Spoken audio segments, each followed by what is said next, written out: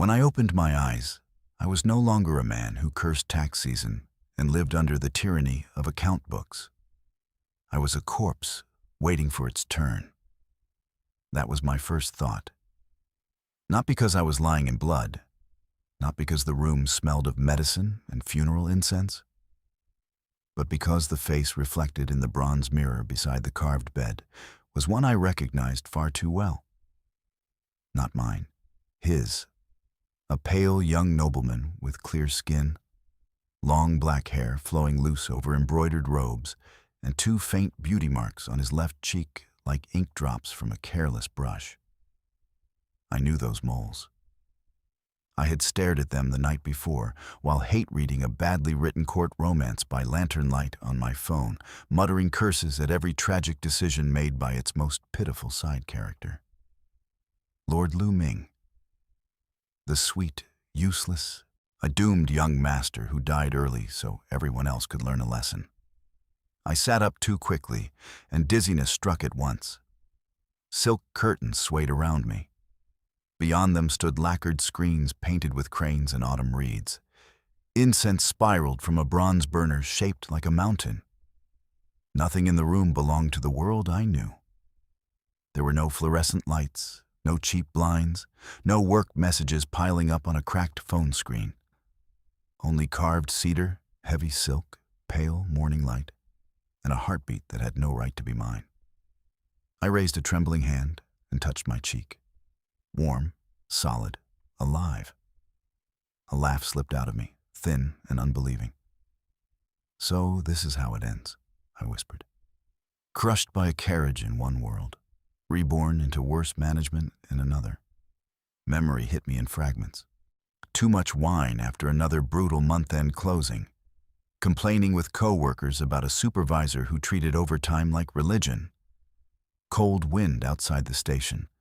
Lantern-like headlights. A scream of brakes. Then darkness. And now this. I had not woken in paradise. I had woken inside a story.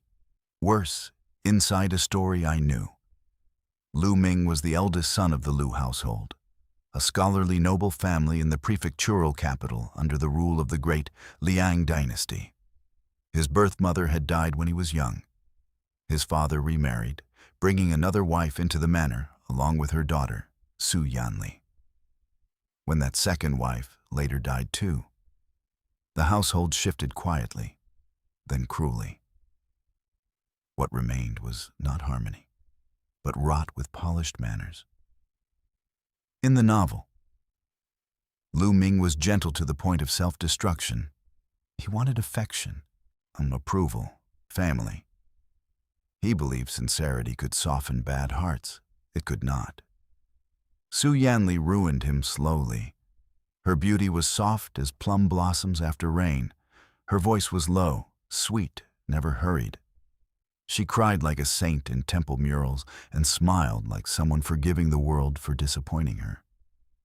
She never attacked directly. She preferred concern, implication, perfect timing, and tears deployed like military strategy. If false innocence were a weapon, she was a grandmaster.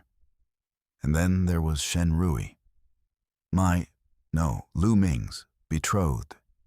Young, refined, admired by elders, elegant in speech and faultless in public conduct. The kind of noble son every family wanted to marry into. The kind of man who spoke of honor while warming another person's bed. In the original story, Shen betrayed Lu Ming with Su Yanli. Su Yanli framed Lu Ming repeatedly until even his father doubted him. Then came the false accusation of impropriety with the neighboring household's illegitimate son, a quiet man named Guan Shen. Lu Ming was expelled in disgrace, later caught in a roadside robbery, and died in Guan's arms, while everyone else in the story moved toward redemption. I remembered throwing my phone onto the sofa after reading that ending. Now I was living in it. I slid from the bed and nearly stumbled as unfamiliar memories flooded me. His memories. Courtyard paths lined with bamboo. The scent of the ancestral hall after winter rites. his father's measured voice, Su Yanli's gentle laughter, Shen Rui's hand once resting on his shoulder, just long enough to create false hope. My stomach turned. No, I told the silent room. Absolutely not.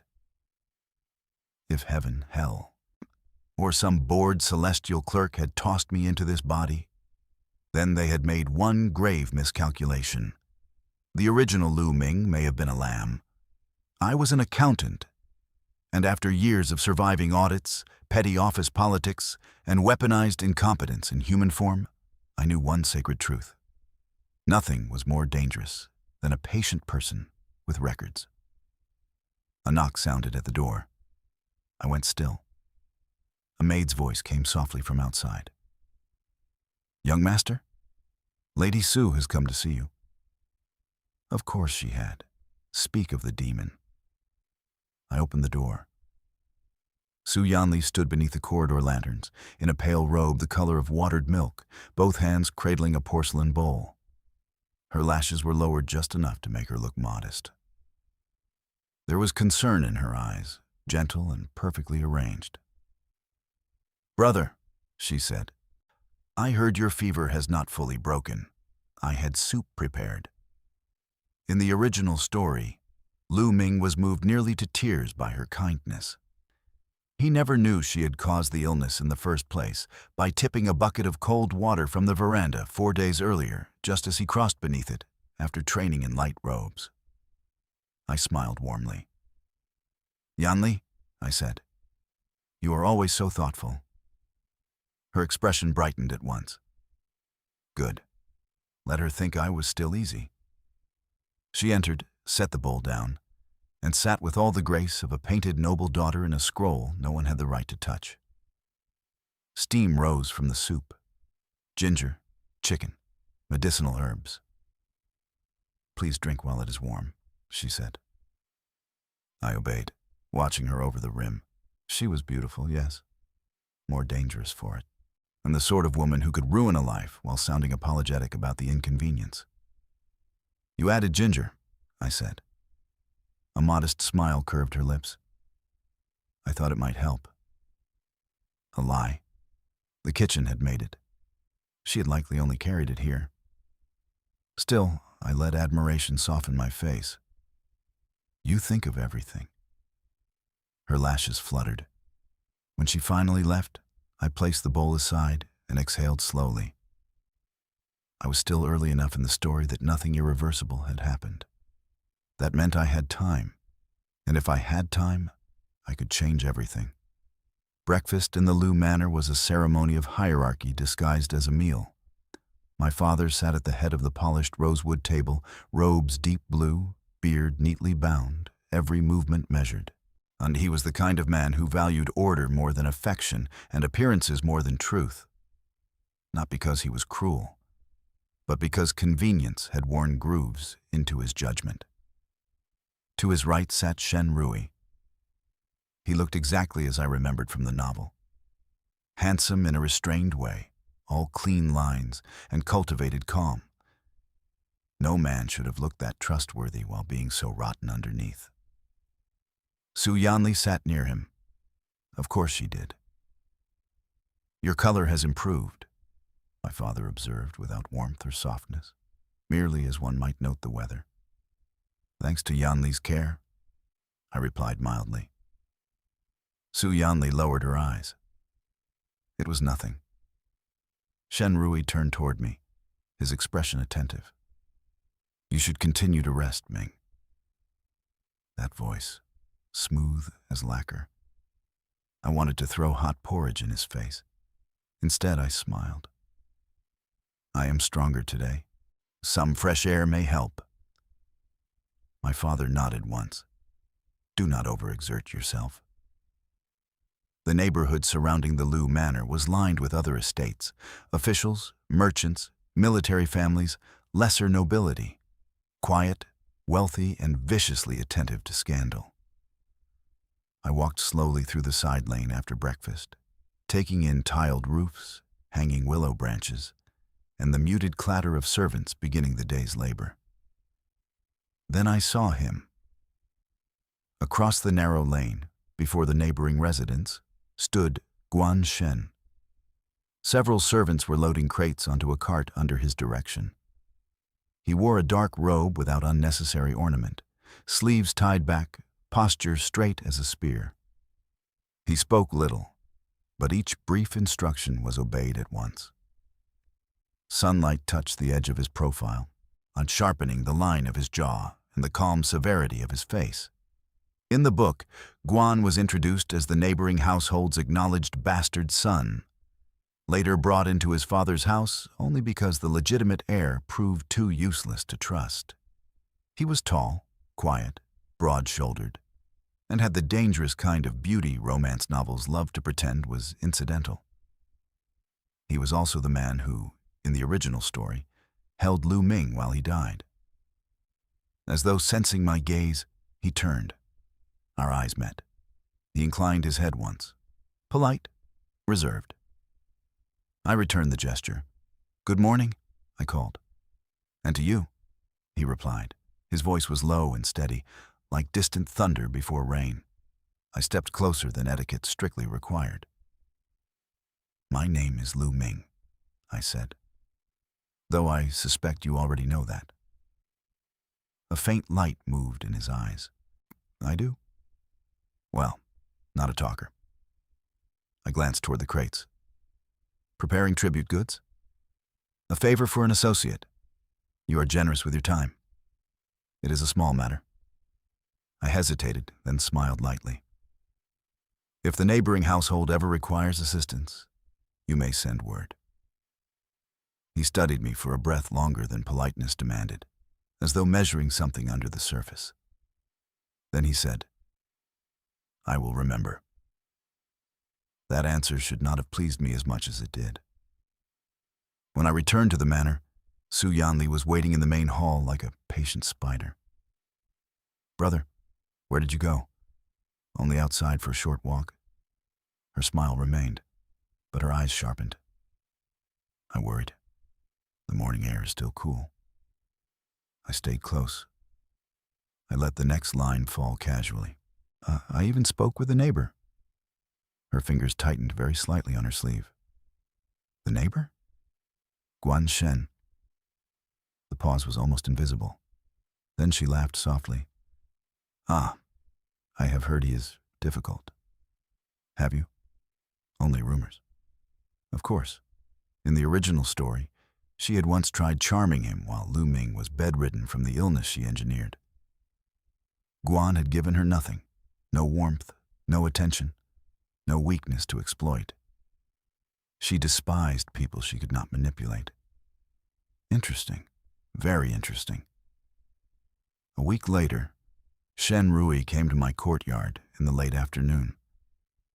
He announced himself before entering, which in his case was less courtesy than performance. "Ming," he said, stepping beneath the hanging bamboo blinds. "Have I disturbed you?" I set aside the brush I had been using to review household ledgers. "Not at all." "Sit." He took the seat opposite mine, robes immaculate, posture elegant, expression touched with carefully measured concern.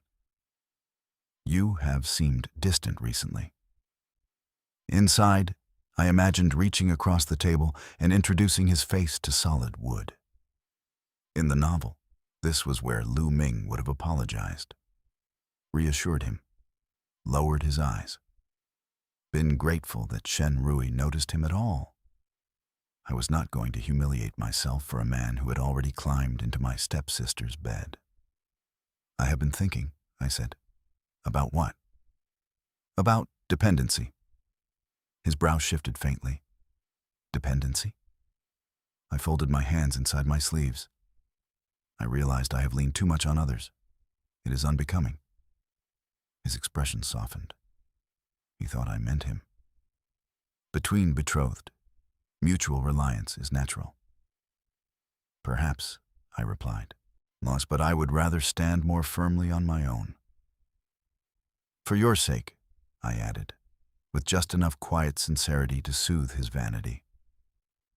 The words worked perfectly. He relaxed at once, evidently pleased to believe I was still orbiting him. "There is no hurry," he said. "Take the time you need." I inclined my head. "You are very understanding." He left satisfied. The moment his footsteps faded beyond the gate, my pleasant expression vanished, marked for removal. Su Yanli's strength was never open malice. It was timing.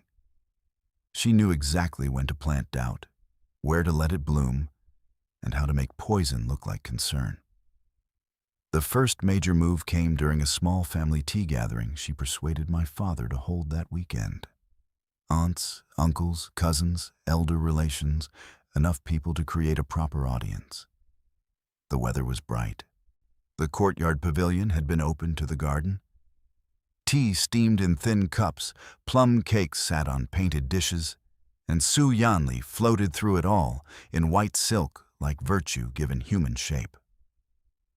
I despised her immediately.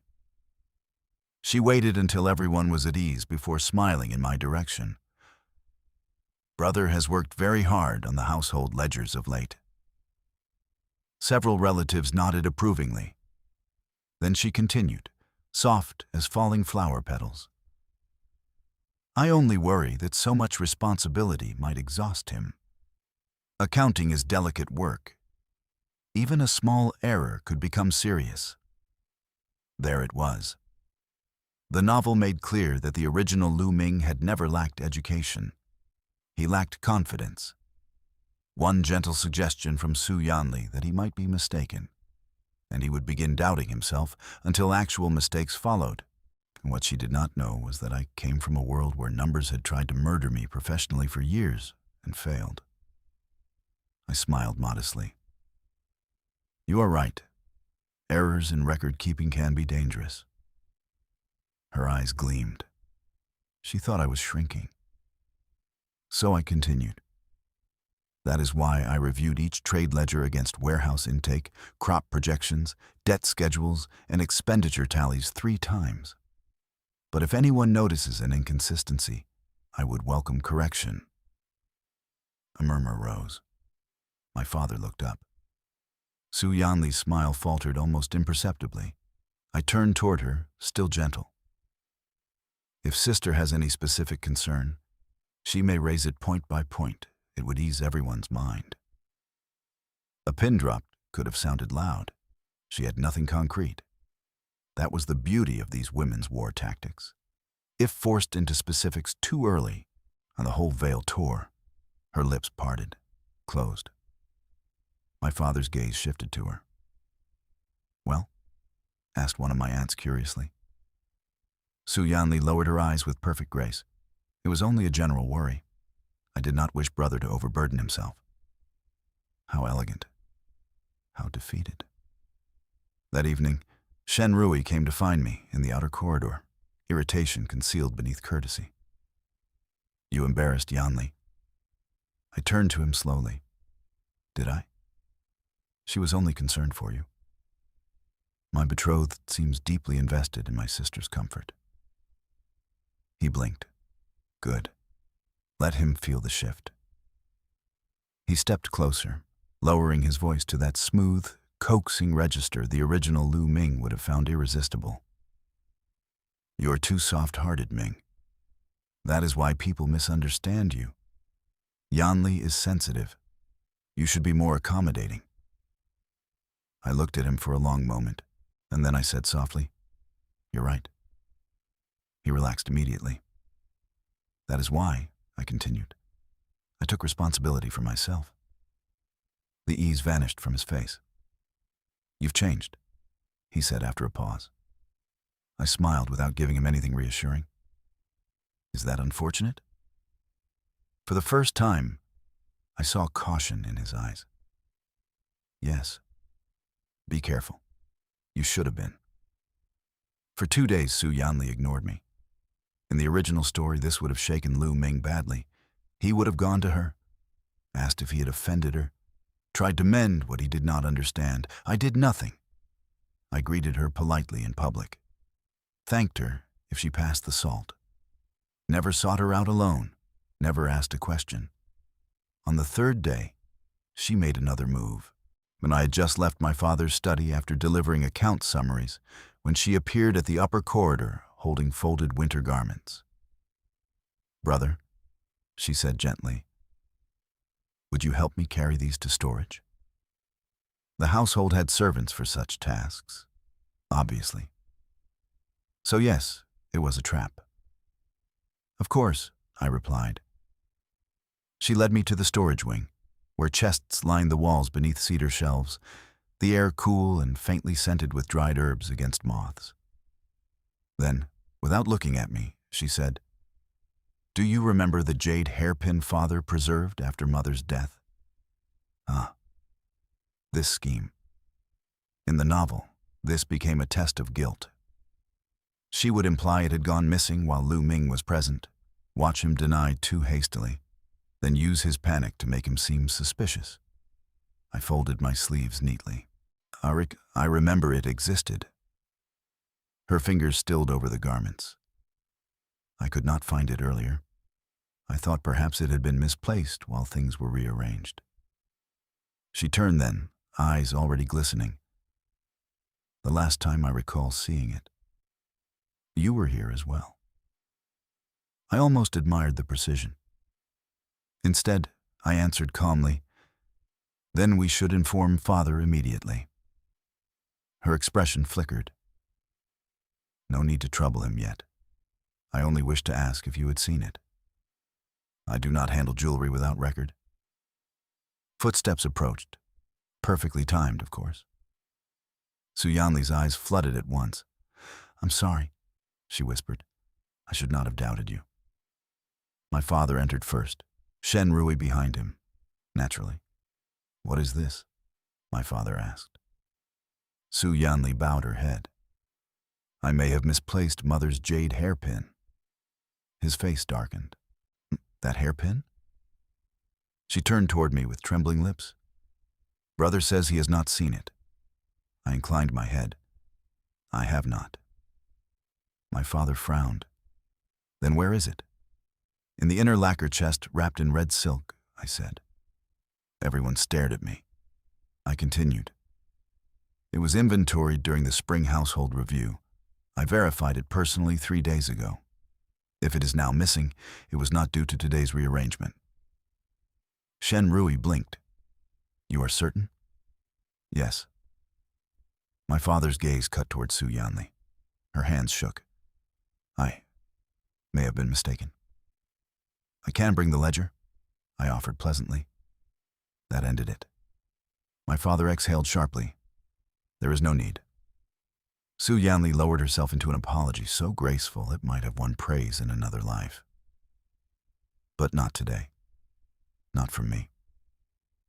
That afternoon, I went to the market to clear my head. The streets of the prefectural capital were alive with color. Vendors shouting over braziers of oil, silk banners stirring overhead, the smell of sesame, tea, incense, wet earth, and horses. I had just passed a stall selling candied hawthorn when I saw Guan. He walked ahead of me without hurry, hands behind his back, shoulders easy but alert in the way trained fighters carry themselves, even in peace. "Guan Shen," I called. He turned. Recognition passed through his face almost invisibly. "Lord Lu?" I fell into step beside him. For a while we walked in silence, and strangely, it did not feel strained. At last he said, eyes on the road ahead, "Those who cry most often usually want something." A laugh escaped me. "Is that wisdom from experience?" He glanced sideways at me. Observation. "I will remember it. So should you." We walked past silk merchants, calligraphers, caged birds, and old women bargaining like generals at war. Then he added, "You handled today well." I looked at him sharply. "You know?" "I have ears." I snorted. That sounds ominous. It is meant to. We reached the quieter edge of the market where a narrow bridge crossed a canal lit by hanging lanterns. I stopped at the rail. Guan came to stand beside me, not crowding, simply there. After a moment, he said, "If things become uglier, send word." I turned toward him. "That is not very proper." His gaze did not waver. Neither is allowing someone to be wronged when it can be prevented. For one strange second, the noise of the city seemed to fall away. He was not handsome like Shen, polished for parental approval, and he was something else. Steady, unyielding. The kind of man whose silence could shelter you if you understood how to stand inside it. I smiled. I shall keep that in mind. Yanli dropped the mask 2 nights later. I returned from an evening walk to find her waiting alone in the main hall, lantern light cutting hard shadows across the polished floor. She did not smile. Interesting. "You avoided the trap," she said quietly. I answered with polite innocence. "I don't know what you mean." A brittle laugh left her. "It seems my foolish brother has finally gained some sense. People do change." "Yes," she said. "Even fools." I held her gaze. "No, I am not the same person." That struck her. Not the meaning, perhaps, but the certainty. "You think you've won something?" "I hope not," I replied. "I would hate for you to grow dull." Her breath caught. Then she turned sharply and left. I stood there long after the sound of her footsteps vanished. In the original novel, she never lost control until the very end.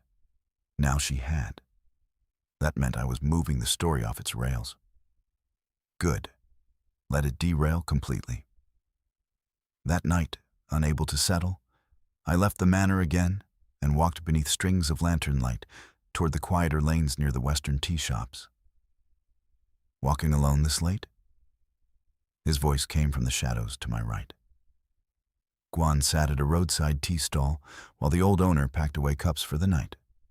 I stopped. "The air is cooler after dark," I said. He looked at me more carefully than usual. "You look burdened." Is it so obvious? To me? That answer settled somewhere under my ribs. He rose and joined me without asking permission. We walked down a quieter road where bamboo fences cast narrow striped shadows, and the night smelled of river water and damp stone. At the small bridge beyond the western market, I leaned against the railing. Guan stopped beside me, not touching, close enough that I could feel his presence like warmth near a lamp. After a while, he asked, "Has she become bolder?" I laughed once under my breath. "You really do know everything." "I know enough." "And if she keeps trying?" His reply came without hesitation. "Then I will help." I turned my head toward him. His expression was calm, but his eyes were not indifferent. For the first time since waking in this body, I felt something rare. Not victory, not strategy, relief. After that, Yanli became diligent in the most exhausting possible way. She arranged a poetry gathering in the garden pavilion, inviting several sharp-tongued young nobles. "Brother does not often attend such refinements," she said sweetly. "I thought it would broaden his horizons." Translation: humiliate him.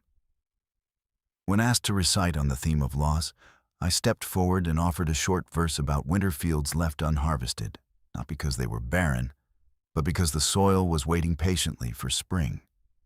Simple, clean, measured. When I finished, silence followed. Then an elderly scholar nodded. "Restraint. Excellent." Yanli nearly cracked her teacup. Next came the tea incident at a family meal. She personally poured my cup and warned me, smiling, that it might be hot. It was. I let a little spill onto my sleeve and rose at once before she could begin apologizing. "My own carelessness," I said. "My sister was kind to serve me." My father frowned at her anyway. "Be more careful, Yanli." Her fingers trembled. I nearly choked with satisfaction. Then she tried filial piety as a weapon during a gathering with elder relatives. "Brother has been so busy," she murmured. "He even declined to accompany Father to the temple last week." Several elders looked at me with disapproval. I set down my cup. "I did decline," I admitted. Surprise flashed over her face. "Because I had already gone 3 days earlier," I continued. "I did not wish to interrupt Father's duties. I left incense in his name and later copied sutras for household blessings. They should still be drying in the Eastern study." My father frowned, then nodded slowly. The gatekeeper did mention it. One of the elders murmured approval. I added gently, "Filial devotion need not be loud." That line struck exactly where it needed to. Su Yanli's smile wavered. Good. She spent weeks weaving traps. None held. I had Lu Ming's memories, my knowledge of the novel, and a lifetime's worth of professional spite. She was outmatched, beginning to feel it. Then came the accounting accusation. This was one of the major collapse points in the original story. The one that led to Lu Ming being stripped of responsibility and credibility. A servant came to summon me to my father's study. I already knew the scene before I entered. My father stood behind the desk. Su Yanli nearby with her hands clasped and eyes lowered. Shen to one side, righteous anger tightening his mouth. "Ming," my father said heavily, "explain yourself." I bowed. "What would you like explained?" "There are discrepancies in the Eastern Warehouse silver records." Shen cut in. Su Yanli's voice came trembling after his. "I feared brother may have been overworked." Always concern. I almost respected the dedication. "Yes," I said calmly. "There are discrepancies." Shock flashed across their faces. "You admit it?" Shen snapped. "I admit the numbers do not match. Not the reason." I turned to my father. The missing silver was recorded as a tax advance authorized verbally 3 months ago. The formal receipt was delayed. I noted it in the auxiliary ledger. Su Yanli seized at once. "There was no such ledger. I checked." "Of the main books," I said. "Not my working records." Before anyone could speak, I drew the slim secondary ledger from my sleeve and laid it on the table. Father opened it, and the room went still. Dates, amounts, seals, annotations, every figure aligned. Slowly, my father shut the ledger. "They match." "They should," I replied. Shen stared at me. "Why did you not explain sooner?" "No one asked." That landed harder than a defense. I continued, voice calm as winter water. "I manage the household accounts. I do not manage assumptions." My father dismissed me and ordered the other 2 to remain. When I stepped out of the study, I allowed myself one small smile. That, I thought, is for every spreadsheet that ever tried to kill me. After that humiliation, the cracks in my enemies widened. Su Yanli no longer shone quite so easily. Her smiles came slower. Her hands trembled when she poured tea. Shadows gathered beneath her eyes. Shen was easier. He believed himself smarter than his diligence justified. My father placed him over a shipment review to test his competence. I quietly helped arrange preliminary papers exactly where a thorough man would examine them and where an arrogant one would skim. I suggested, very helpfully, that the figures appeared consistent with the previous season. He took the bait. He rushed, assumed, failed. When my father discovered the unverified discrepancy in cost tallies and seal marks, the reprimand was swift and cold. "Belief," my father said to him, "is not accuracy." Shen bowed, humiliated. Su Yanli stood nearby, pale as washed paper. I met her eyes only once, long enough for her to understand. This was no longer survival. This was a reckoning. Then I prepared my grand finale. In the original novel, Lu Ming once stood outside a secluded room and heard Shen Rui and Su Yanli together. He cried silently, turned away, and swallowed the humiliation until it poisoned him. I was not going to turn away. I studied their habits. The side courtyard Su Yanli favored at dusk. The shift changes of the servants. The rear passage Shen Rui used when sneaking into the manor under cover of evening. The times my father remained in his study but close enough to hear raised voices. Then I arranged it. That night, I walked calmly to the side room near the western gallery where I knew they were meeting. Their voices reached me before I touched the door. Low, intimate, familiar in the way betrayal always seems to become. For a single breath, I thought of the original Lu Ming. How much this moment would have broken him. Then I slid the door open. Su Yanli was in Shen Rui's arms. Her hair had loosened from its pins. His robes were disordered, and one of his hands still rested at her waist when they both froze. Perfect. I staggered back. No, I whispered. Then louder, hoarse and broken. No, not Cylinder, this cannot be. Su Yanli went white. Brother. My sister, I said, voice cracking. My betrothed. I struck my chest with a fist and stepped backward as if I could not breathe. Why? I cried. What did I do wrong? The sound carried beautifully through the courtyard. Servants turned, a tray clattered. Then my father arrived. One glance was enough. The disordered room, Shen Rui, Su Yanli, me. He understood all of it at once. What is going on here? No one answered. I dropped to my knees. Father, I said, letting my voice shatter at exactly the right places. I did not wish to believe my own eyes. Su Yanli burst into tears. Shen Rui followed her to his knees. Uncle, please. Silence, Father thundered. The whole courtyard froze. Shen Rui pressed his forehead to the floor and spoke with desperate sincerity. My feelings are real. I love Yanli. There it was, his final stupidity. Su Yanli gasped, crying harder. Father laughed once, a sound colder than rage. So, this is love? Then, before anyone could recover, I lowered my head and said the words that ended them. I release him. The silence that followed was absolute. If his heart was never mine, I continued softly, I will not bind him. Shen Rui stared at me as though the ground had vanished beneath him.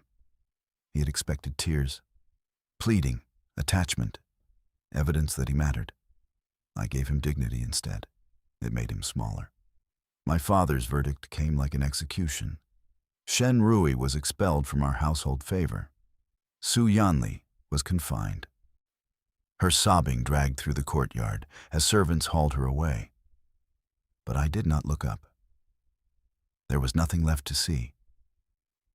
The next day, Shen Rui returned with his parents. They came to negotiate shame into a marriage. My father received them in the sitting hall without offering seats. Shen Rui knelt immediately. His mother wept quietly. His father bowed deep and spoke of preserving reputations, minimizing scandal, protecting everyone involved. Everyone. How convenient.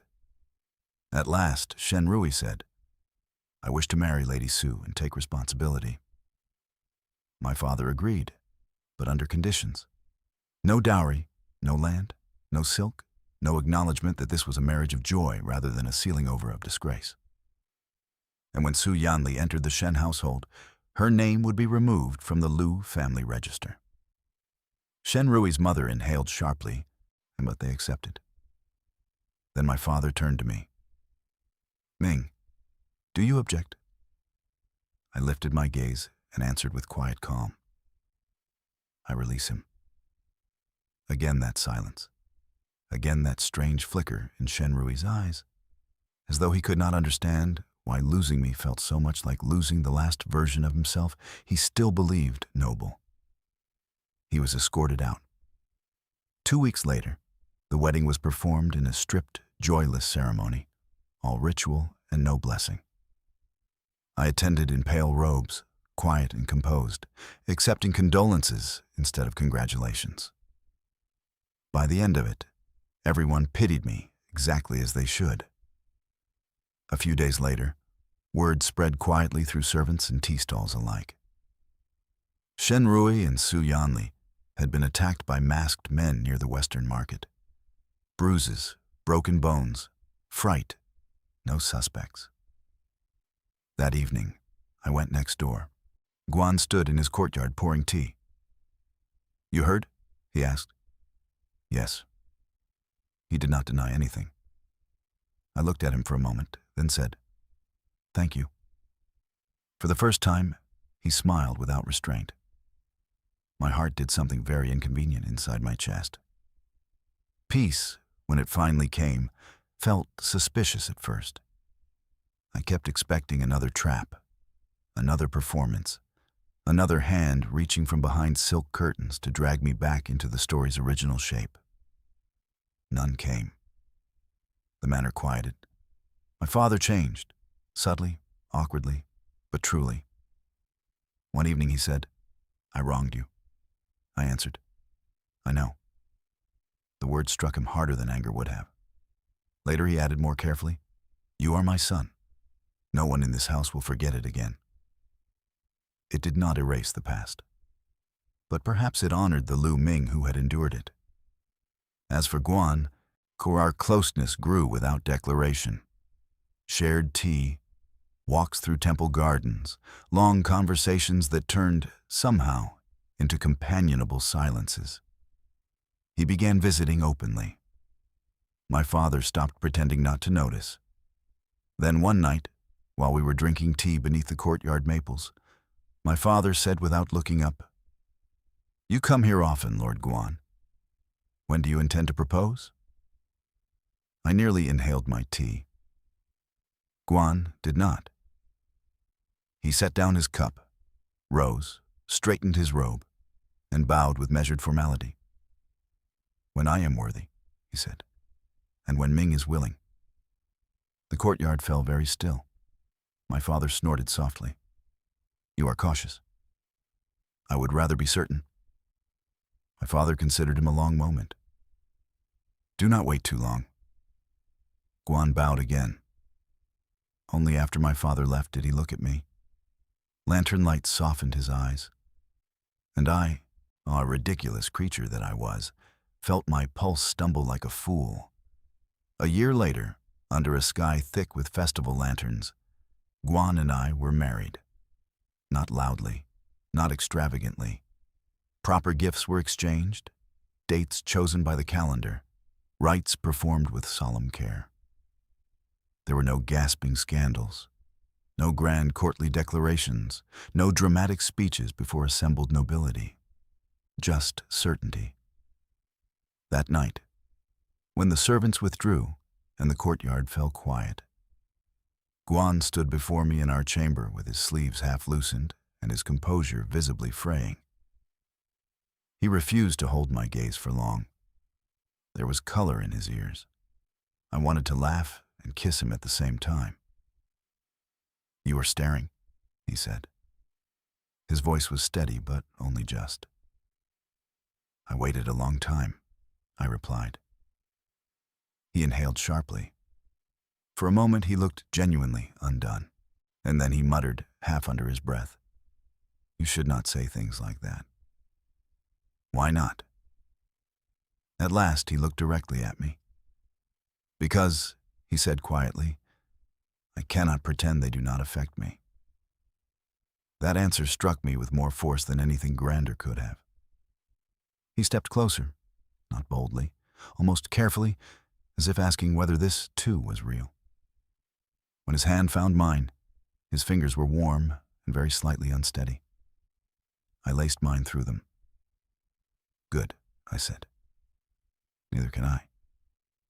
The room seemed smaller after that, not because of urgency, because there was nowhere left to hide. He kissed me first, slowly, as though he had spent years learning restraint and had finally decided to set it down. His mouth was warm, sure, but reverent. I felt his breath catch when I touched his shoulder, like the lantern light trembled across carved screens, silk bedding, the edge of his jaw, the flushed line of his throat. I touched his face and felt the slight tension there soften under my hand. He drew me closer, not with hunger alone, but with relief, as if fate itself had finally stopped trying to steal me from him. Much later, when the lanterns had burned lower and the world had narrowed to quiet breathing and the steady shelter of his arm around me, Guan spoke into the dark. "We met before." I lifted my head slightly. "When?" "When we were children." There was no accusation in his tone, only certainty, touched by something tender. He turned toward me, propped on one elbow, his expression gentler than I had ever seen it. "My mother died, giving birth to me," he said. "I was raised for a time by relatives who did not care whether I ate." Something tightened sharply in my chest. "I used to walk to the market and wait," he continued, "hoping someone might drop food. One day I had not eaten for 2 days. He smiled faintly. "Then you appeared." "Me?" He nodded. "You were dressed too finely for the village and carrying a paper bundle. You shoved it into my hands, still warm pastries and 2 small silver taels. Then you smiled and ran back to your father." I searched Lu Ming's childhood memories and found only scattered fragments, nothing clear. "I don't remember," I admitted softly. "I know." I felt apology rising anyway, but he touched my cheek before I could speak. "It does not matter. It feels like it should. The boy who fed me saved me for a day," he said. "The man beside me now chose me for a lifetime." His thumb brushed lightly near the 2 moles on my cheek. "These are what I remembered. I looked for that face for years." My throat tightened. "What if I am not exactly the person you remember?" I asked quietly. He did not hesitate. "I married the one who is here now." Simple, steady, entirely him. The ache in my chest eased. I rested my forehead against him and let out a small laugh. "You make guilt very difficult. That is intentional." I smiled into the warmth of his shoulder. Outside, crickets sang beneath the eaves. Somewhere beyond the walls, the city slept under moonlight and tiled roofs and stories that would never know how close they had come to ending differently. I had entered this world as a doomed side character, a disposable tragedy, a lesson for other people. Instead, I survived. I exposed the liars, broke the script, kept my name, earned my place, and took the ending that should always have belonged to Lu Ming. And lying there in Guan's arms, with his heartbeat steady beneath my ear and his hand resting over mine as if even in sleep he meant to keep me, I thought the same thing I had laughed at on that first impossible morning before the bronze mirror. Perhaps transmigrating into a novel was not so terrible after all. Not when you stole the happy ending. Not when the man holding you would have chosen you in any lifetime. Not when fate, for once, could be persuaded to rewrite itself. And this time, at last, it had.